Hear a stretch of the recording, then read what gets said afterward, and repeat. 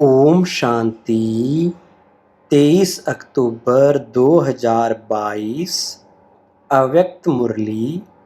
आज की मुरली के मुख्य पॉइंट्स हैं। नंबर 1 बनना है तो ज्ञान और योग को स्वरूप में लाओ। आज सत शिक्षक अपनी श्रेष्ठ शिक्षा धारण करने वाले गॉडली स्टूडेंट को देख रहे हैं कि हर एक ईश्वरीय विद्यार्थी ने इस ईश्वरीय शिक्षा को कहाँ तक धारण किया है। पढ़ाने वाला एक है, पढ़ाई भी एक है, लेकिन पढ़ने वाले पढ़ाई में नंबर वार हैं। हर रोज का पाठ मुरली द्वारा हर स्थान पर एक ही सुनते हैं, अर्थात एक ही पाठ पढ़ते हैं। सुनना सबका एक जैसा है, लेकिन स्वरूप बनने में नंबरवार हो जाते हैं।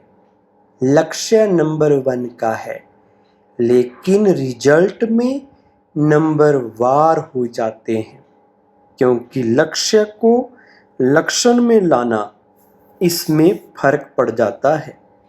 इस पढ़ाई में सब्जेक्ट भी ज़्यादा नहीं है, चारों ही सब्जेक्ट का एक दो के साथ संबंध है।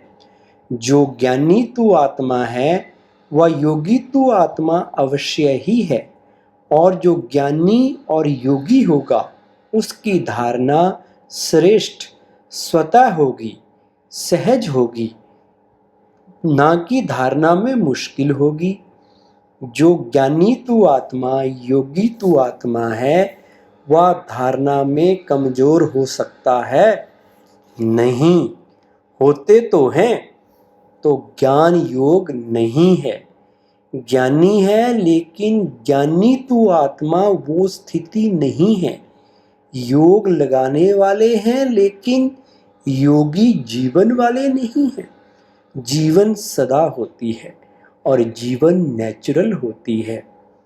ज्ञान और योग मूल नेचर बन जाए, इसको कहा जाता है ज्ञानी जीवन, योगी जीवन वाला। ज्ञानी सभी हो, योगी सभी हो, लेकिन अंतर क्या है? एक है ज्ञान सुनने सुनाने वाले, यथाशक्ति जीवन में लाने वाले। दूसरे हैं ज्ञान और योग को हर समय अपने जीवन की नेचर बनाने वाले। जिसकी नेचर ही ज्ञानी योगी की होगी, उसकी धारणा भी नेचुरल होगी।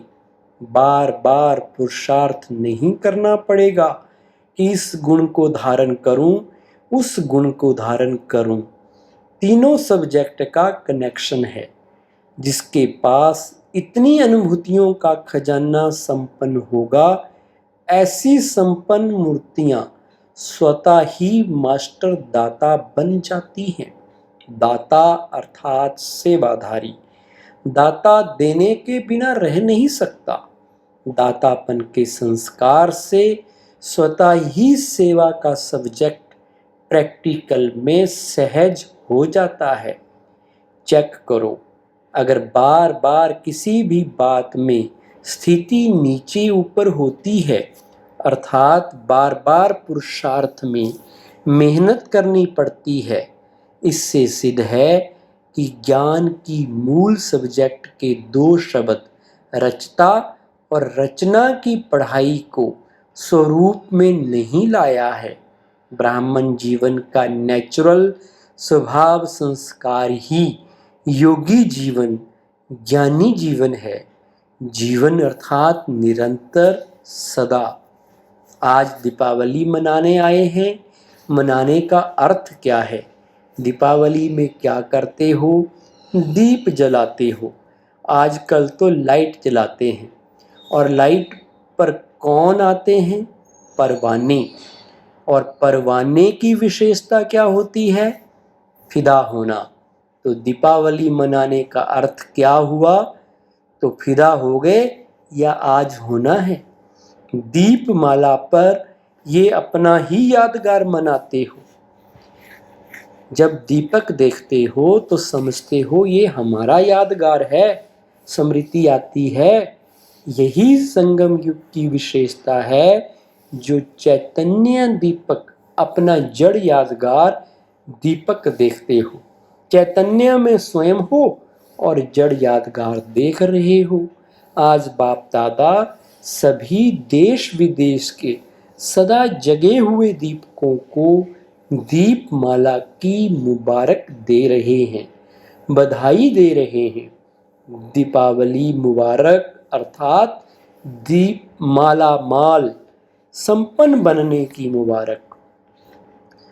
सभी अपने को सदा खुश नसीब आत्माएं समझते हो। खुश नसीब आत्माओं को की निशानी क्या होगी? उनके चेहरे और चलन से सदा खुशी की झलक दिखाई देगी।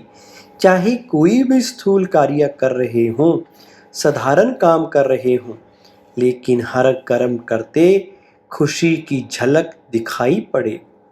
लास्ट में कहा, सदा दिल में अपने श्रेष्ठ भाग्य के गीत गाते रहो। ऐसा श्रेष्ठ भाग्य सारे कल्प में प्राप्त होगा। जो सारे कल्प में अभी प्राप्त होता है, वो अभी की खुशी, अभी का नशा सबसे श्रेष्ठ है। कुछ भी चला जाए लेकिन खुशी नहीं जाए। चाहे किसी भी रूप में माया आए, लेकिन खुशी ना जाए। ऐसे खुश रहने वाले ही सदा खुश नसीब हैं।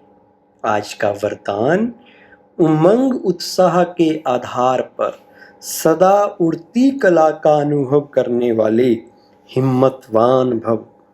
विस्तार, उड़ती कला का अनुभव करने के लिए हिम्मत और उमंग उत्साह के पंख चाहिए। किसी भी कार्य में सफलता प्राप्त करने के लिए उमंग उत्साह बहुत जरूरी है। अगर उमंग उत्साह नहीं तो कार्य सफल नहीं हो सकता, क्योंकि उमंग उत्साह नहीं तो थकावट होगी और थका हुआ कभी सफल नहीं होगा। इसलिए हिम्मतवान बन उमंग और उत्साह के आधार पर उड़ते रहो तो मंजिल पर पहुंच जाएंगे। स्लोगन, दुआएं दो और दुआएं लो, यही श्रेष्ठ पुरुषार्थ है। ओम शांति।